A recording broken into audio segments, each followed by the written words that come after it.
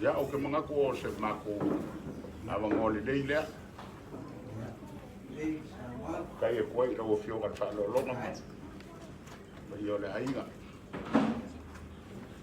Sa ama mo inga ole ngei ka ua mo ka kungu. Nau ka whakurou aku i langi ngā fugo ka ngaloa langi. Mai le langi mua ngā peipei se ia paia le langi wa o ngā vea ai sa mao ka ngaloa langi. Uronga le langi ma le langi ma le langi. Wa o le langi o langi. Uronga wa vea ma sa vea. O ila muku langi o le kangaloa kele. Nga malefu ai ko figa ngai malai o le pau. Uronga le langi sau kua kasi o le langi sau kua iwa. O langi nga o kupo Samoa.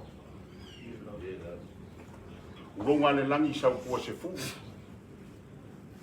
E ai o va le kupu sili o le langi ma le lalo langi. O le maoka i Samoa. E a fio ai angai. A o le maoka e wha mangusinga ai. Le kofa le ainga kawaanga. O le kofa le ainga kawaanga. Le wha pēr fe umiai le maoka i sama ila wango e fio ai rupe maksila. O le kofa le ngā e wha mangusinga i Samoa. Ai whai mai le kala. Ua ala o ngā whamangusinga le ko whale ainga kawaanga i le maoka i Samoa. I ngā ia soa le fua kele le kuia anga. Ngani lifa i le moe whao i Salongo. Ai whamangusinga i Samoa. O longo winga. E le soa. Mai le ai lama se iti soa. O le kofa po le fuakele a le kuia anga. Wa ngā o le maoka i Samoa mo e whamangusinga. O le maoka ngā fio ai a ngā se yuri. A o le malae o le kia ngā ka laia ai. Ma so lofa ai ku au. Ai fe ku kai mangu mo le ainga kawaanga. O le mafuanga ngā o lau wai po ngai. Mangu ngā fe kuka. Ai ka lo fai. O lele wa wha auri uri fia ngā kā. Le maoka ngā wha mangusinga ai. Le maoka ngā kalia ai le fuakele a le kuia anga. I ngā waku malo le fionga ia ngai kong. Uronga la ia o le ko le kimu. I le maoka i Sangongo. O le maoka e fio ai la o fionga le faaaloaloga nai. E afi fio ai le paia o lou ainga o Sangai. Uronga le ngā solo ao ma le kafe o le kauofi. I maoka e fia o le ainga kauaanga. E afi fio ai le whaare fikwa le aki kangaloa. Uronga le ka ape o papai le maoka i aso maka ngofo. E ai le fionga le kama ainga le kuia anga kui maleri whango. O le kama kau mangava le ainga kauaanga. A le ao mamalu o le malo kuko kasi o Samoa. Uronga le ngā sikoko le masinga ma le pongi sao le ngu. I le maoka i whale vai. E afi fio ai whasavalu malonga ainga. O sa lu ma o vai pēr.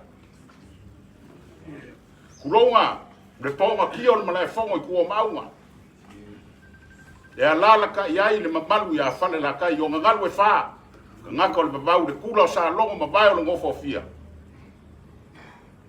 Kuronga le maoka ngā muori ma le loi fonga maringi. Kuronga ngi o kou paolo kau kupu mangi ngafa maurunga. nga sau sema a wale so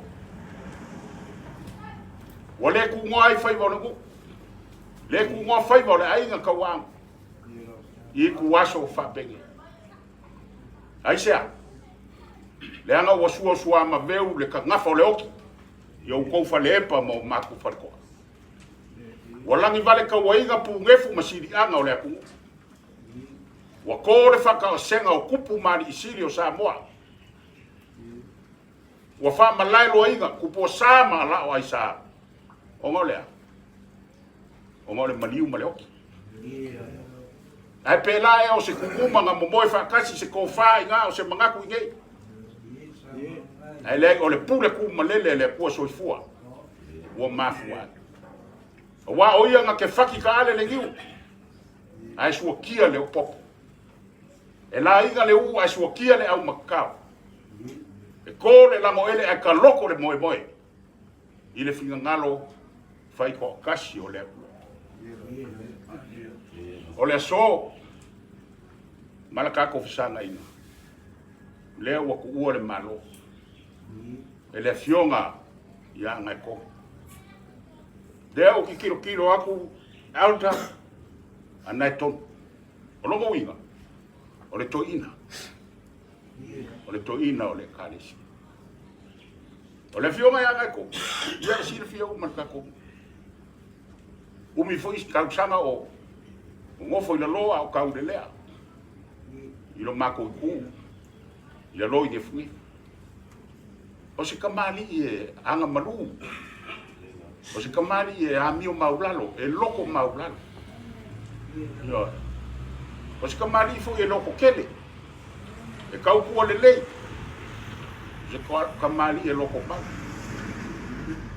mali e lo fa lo sa nganga lo fio man fa lo wa e fiu e ka wa ngau anga ko fo I mai ai pekeli wa lava le nga a le sa nganga nga ko ele ai ele fai ngo fo ya o nga ole wa ya yo kofi le lo yo o fo ni nga nga ka e lo ko mau yo e mau lo nga ka ko nga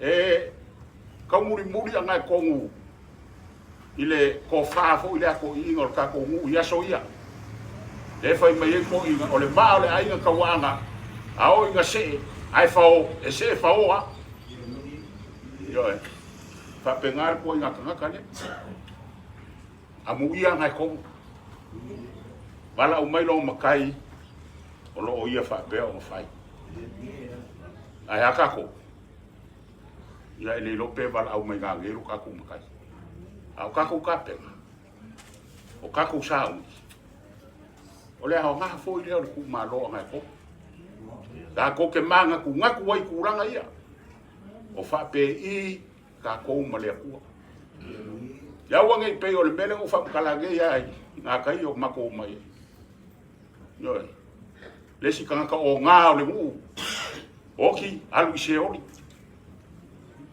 ke vai mai le si aso le nga fo ile e lenga ko ka fa ka ngo ku sio la ku ko ile a so so ngi la ko ku ta u lo fa ye la so so chole o ke ofo I lo sau ngi so a o le a so so ngi io e lo ke ko anga ile lo ku ma a o ke ile o ngal fa me a so so o ke pisa ke la le ku mai ma ko fa fe au ile la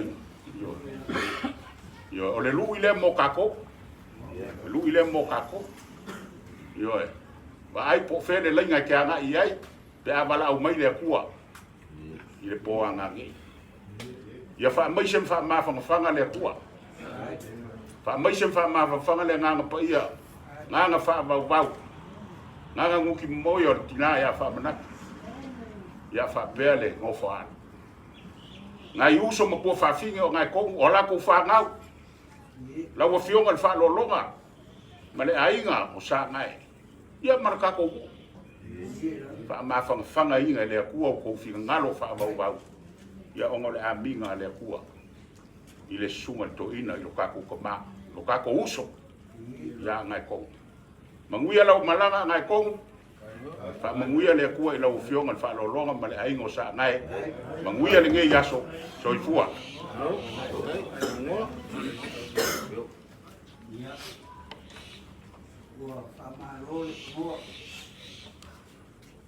Malo foi alele sa ngoi lo fionga fa lo longa ngai lo fionga ke fong o le fionga ka mole ia ai na ka wang a vai lo a sila misa mal pa ia au ke lo fionga ke fong ia tu e mole le fionga ko kasu ia ai wa mai ka waku wa ami mamao le sangwanga i aima wa le ai fo se langi o langi le yo o ia le fiong o a i le langi sao le langi ku kasi o le kako kapa au sivi le langi o a ia le fiong ulanga fo i o le nge yaso i fea ngai ai o le ai ngei mo kiu ke fai mongi ngai mongi nei whawhikai ua e koe wha mangapu lea io leanga o e le whaingo fie o le ai ngei e kauma i ai le fuakele le ri io o ngā whai lo leo o ngā kiu ke pe o ngā e sao ngoa a o ngai foi o le longo wa a ainga mariku me le whau me le whawhikai kele le fionga wha ainga leo o whafonga aku le ainga ngei i le whaingo fie kiu ke whasa ngai i le whaingo fie le kiu ke whai e ngai i oi mea lea ngai lau fionga ni whalolonga sila misa man ka kongu e se ana longa ngi kai au ngani malua ua makuakulunga e se foi le kuua le malo le mako ko mangi ia ngai onga anga o ko le avi fio mai makala au ia pia le lobo ku malo ngai na mongi ai lo le o isia ka ko upu ku ka ko o le mu le uso fa kai ainga lo ko foi uso e mongi lava le upu e mamafa le koko i lo le vai le fionga fa ainga ia le son kalia foi sei le son kalia foi sei le fionga ai le o fa fonga ku ma ko ki nga fa wa alo ma fa nga ai me se ngi ia inga o sanga ai i lo ko fa ma lo wa ku mo ko mo singawe o nga ka pe o ma ku o ko se avenga pe o ma ku o ko le mama ma ke o mai ai pia ia ranga fo ia ma ko le menga ma ko ia e se a fo lo ngai ka fkai ai lo ko foi un so va ku lo ko paia ranga o me ku le si a fai ngai le o me ku le si e ma fa ki ai le si ranga mo lo so pe o ma o fa ia sili no ma ku le ko ko lo le ba ai nga le fa ma fa roso ma ko deo ai fa se kai kele wa kuma wa lunga ku o ma lo ngai inga ua ko wafio mai leo au mai lo ko wafionga ku kasi ma manu ku malonga le lava upu ngai pawal kala ngai o le kakalo ile kua ya lofa le kua manguia sa aku nga fa manguianga lo ko ia ainga ainga ko wa ya mesho lo ku kam ka ko ainga i falvai ngai fio mai se valu sa luma pau ka usoli makama ka usala ia sama ko upu jiki lea fa lava le ko sama ko kala fa o kwai no ma ko nganga fia ma le nganga fa kai o le ko fa fo ma ale a mengi a so kinga roing gaya ke ia le fia ma le ori ia o pa mai lo ko fioma i le ngei vai nga daso ia wa le ko o ma lo sio ma ko ma ia fa o ma so ka ma ko upu se skai Hello, hi.